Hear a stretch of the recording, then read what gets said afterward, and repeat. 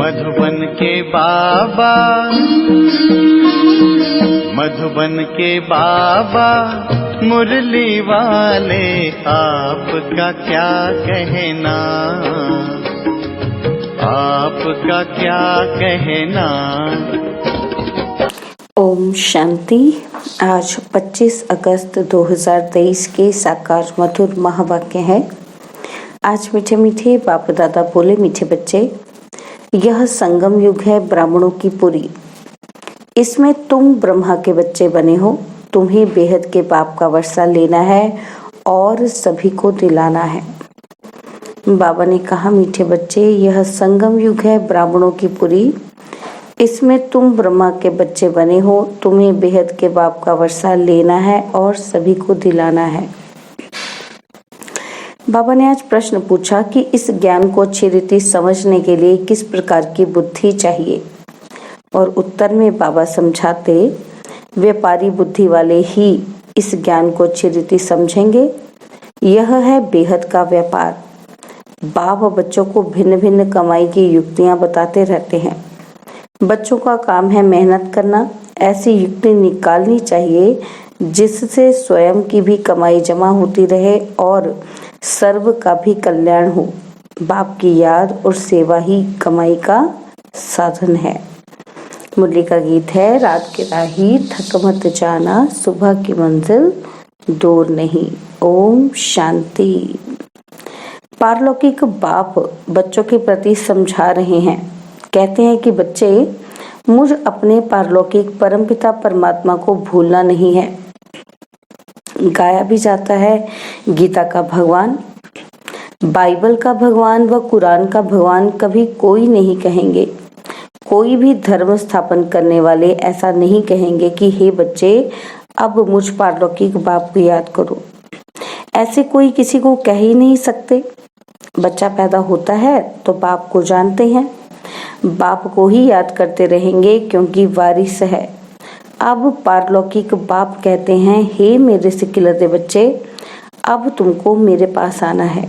मैं तुम बच्चों को परम धाम निर्वाण धाम ले चलने के लिए आया हूँ। तुम भक्त मुझ भगवान को याद करते थे। अब मैं कहता हूँ कि तुम मुझे निरंतर याद करो। मैं तुमको सुख धाम ले चलता हूँ। अपने दिल अंदर देखो, तुमने आधा कल्प कितना दुख उठाया है। पहले से इतना दुख नहीं मिलता है, पीछे दुख वृद्धि को पाता है। अब पारलौकिक बाप कहते हैं, मुझे याद करो। सभी धर्म वालों को कहते हैं कि हे मेरे बच्चे, तुम अपने को भाई भाई समझते आए हो। अब तुम आत्माओं का जो पारलौकिक बाप है, जिसको सब जीवात्माएं दुख में याद करती आई हैं, वह अब ब्रह्मा मुख कमल द्वारा तुम बच्चों को समझा रहे हैं। समझानी दी जाती है कि ब्रह्मा मुख वंशावली ब्राह्मणों को, प्रजापिता ब्रह्मा को सिर्फ कुमारियां ही नहीं थी, कुमार कुमारियां दोनों थे। भाई बहन थे ब्रह्मा, कुमार कुमारियां।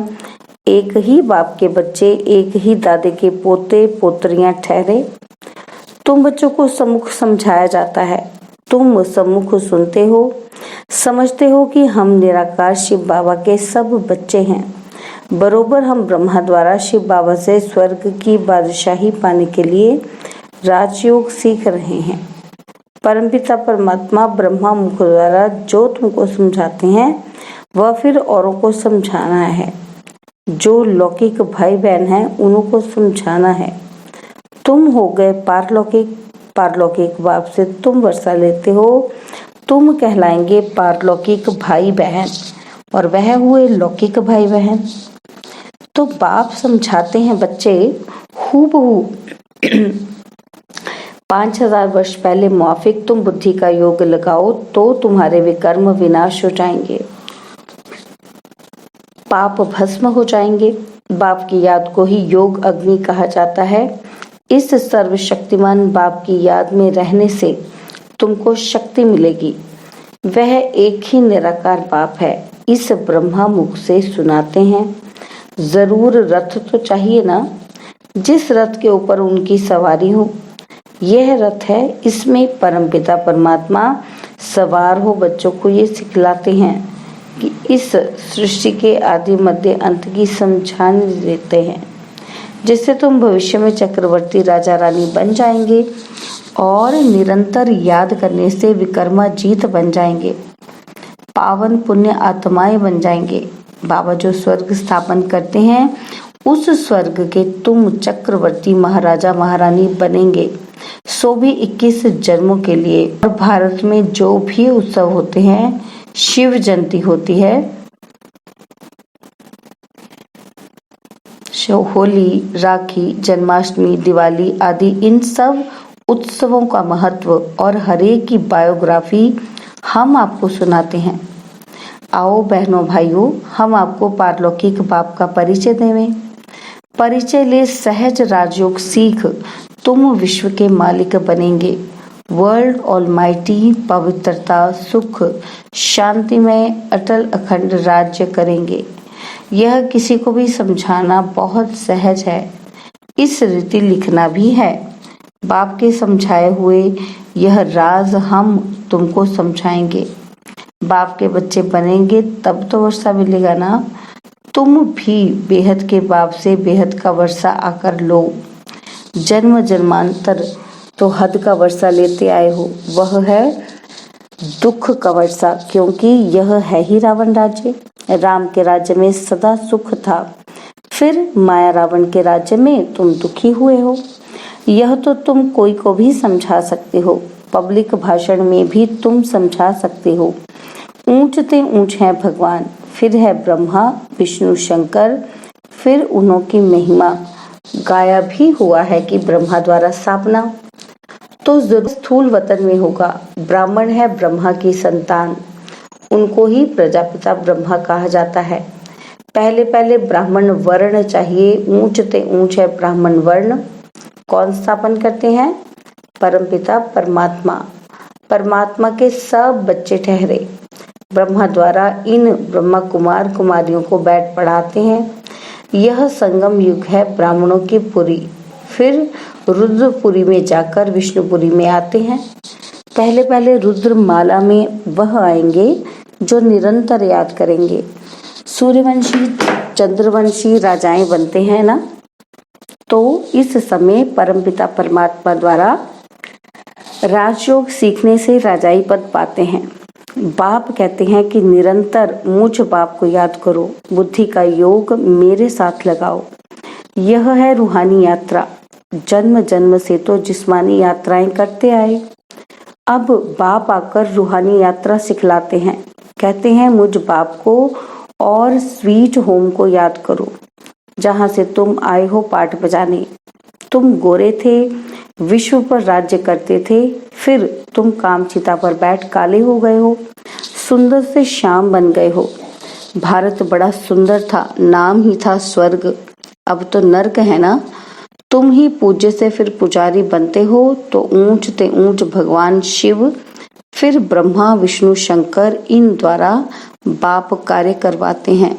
इन्हों को निमित्त बनाया है, करण का रावणहार है ना। ब्रह्मा द्वारा भारत को स्वर्ग बनाने के लिए राजयोग सिखलाते हैं। बाप कहते हैं कि यह राजयोग सिखलाकर पूरा करूंगा तो फिर विनाश होगा, फिर जो नई दुनिया स्थापन करते हैं उनमें जाकर राज्य करेंगे। फिर जितना जो पुरुषार्थ करे, सारा पुरुषार्थ पर मदार है। कहते हैं गंगा पतित पावनी, फिर परमात्मा को क्यों पुकारते हो? हे पतित पावन आओ। तो पुजारी भक्तों को भक्ति का फल मिलना चाहिए ना। स्वर्ग में तुमको जीवन मुक्ति का फल मिलता है और सबको शांति का फल मिल जाता है। स्वर्ग में सुख शांति दोनों ही थे, सब सुखी थे। जिन्होंने राजयोग सीखा, विकर्म विनाश तो करना ही है, हिसाब किताब चुकतू तो होना ही है, फिर नए सिर पाठ बजाना है। सबका हिसाब किताब चुकतू कराए, पावन बनाए, बाप साथ में ले जाते हैं। यह सब राज समझने के हैं। मनुष्य भगवान को याद करते हैं तो जरूर भगवान को सृष्टि पर आना पड़े। कहते हैं कि सृष्टि पर आकर भक्तों को भक्ति का फल देता हूँ, मुक्ति व जीवन मुक्ति, शांति व सुख देता हूँ। दुनिया में सुख शांति व संपत्ति ही मांगते हैं। मनुष्य तो संपत्ति के लिए ही पुरुषार्थ करते हैं कि धनवान बने, समझते हैं संपत्ति में ही सुख होगा, परंतु भल किसी को कितनी भी संपत्ति है, राज्य तो फिर भी माया का है ना। पति तो दुनिया है ना, तो पाप जरूर होंगे। संपत्ति के लिए बहुत पाप करते हैं। यह है ही पाप आत्माओं की दुनिया। इसमें कोई भी पुण्य आत्मा होती नहीं। पुण्य आत्माओं की दुनिया में फिर कोई पाप आत्मा नहीं होती। यथा राजा रानी तथा प्रजा पुण्य आत्मा होते हैं। इन पावन देवी देवताओं को पतित दुनिया में राजा लोग भी पूजते हैं, क्योंकि समझते हैं ये सर्वगुण संपन्न है, हमारे में कोई गुण नहीं, आप ही तरस परोई। फिर ये कहते हैं कि हम ही भगवान हैं। पतितों को पावन बनाने वाला तो एक ही बाप है। पतित पावन कहने से बुद्धि चली जानी चाहिए निराकार भगवान की तरफ। निराकार उपासी भी होते हैं ना, तो वह निराकार बाप हैं ऊंच ते ऊंच। जब तक उनका पूरा परिचय नहीं तो उपासना क्या करेंगे। भल कहते हैं परमपिता परमात्मा शिव है, निराकार उपासी है ना, निराकार को याद करने वाले, परंतु वह है कौन, पूरा परिचय चाहिए ना। निराकार को क्यों याद करते हैं, उससे क्या मिलेगा। क्या निराकारी दुनिया में जाएंगे।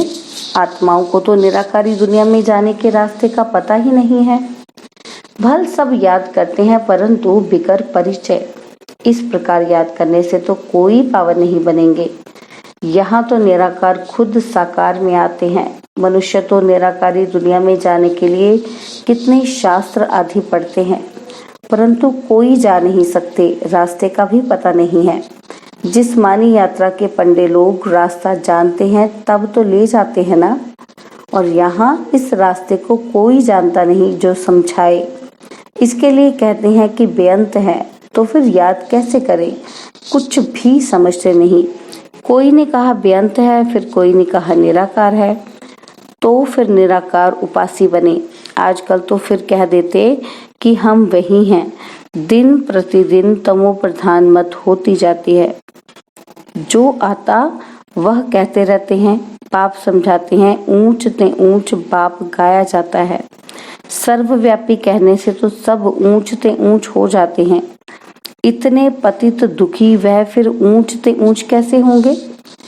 एक तरफ कहते हैं नाम रूप से न्यारा है, फिर उनको पत्थर भीतर में लगाना, इसको ही धर्म ग्लानि कहा जाता है।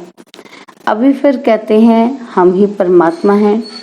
अभी जो कुछ पास्ट हुआ सब ड्रामा है, वह फिर भी होगा।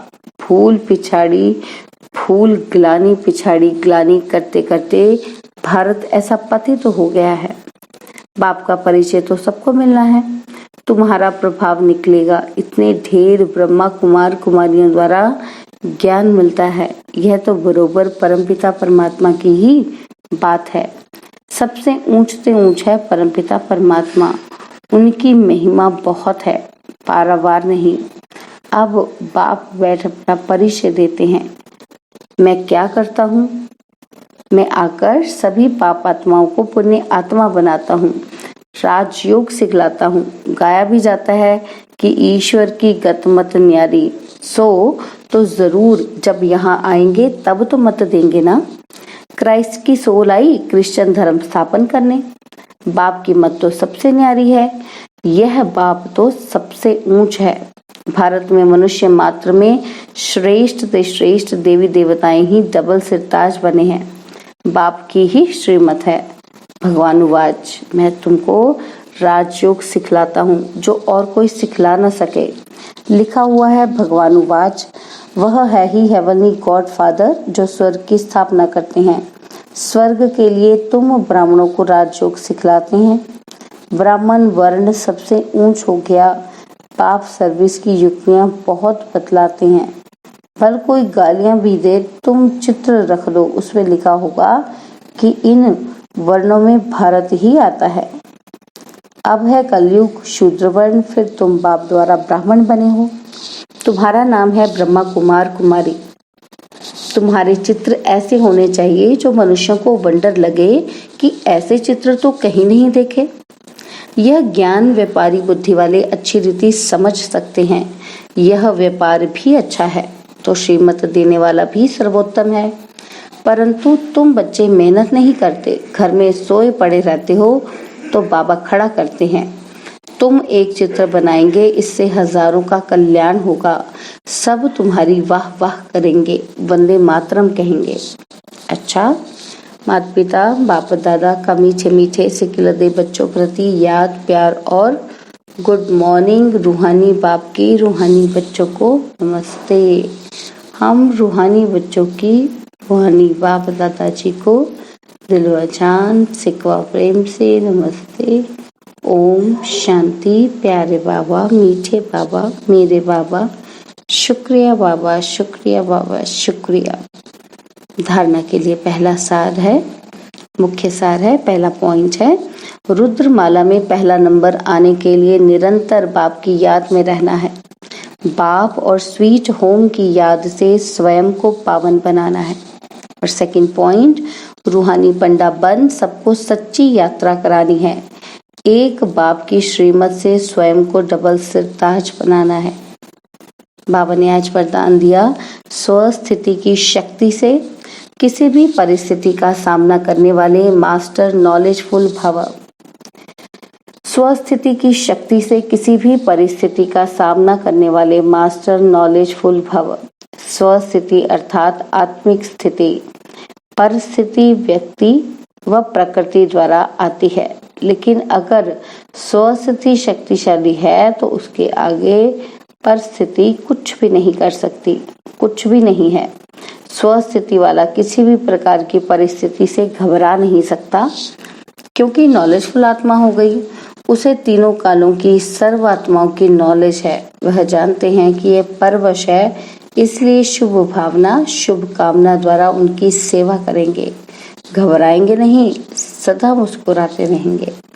स्लोगन है, भाग्यवान वह है जो सदा भारत के गुण गाए, कमजोरियों के नहीं। भाग्यवान वह है जो सदा भाग्य के गुण गाए, कमजोरियों के नहीं। ओम शांति। और अब यह एक बहुत अच्छी वीडियो भी जरूर देखें।